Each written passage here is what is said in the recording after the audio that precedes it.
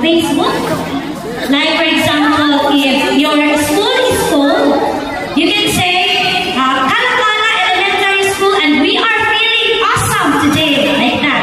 Okay, so inana ato you will choose an emoji para sa ato ang checking of attendance. Okay, so high school. I will give you a minute to choose one of your school. So what are you feeling today? We are feeling beautiful today. And then please state at the end if you are complete or incomplete.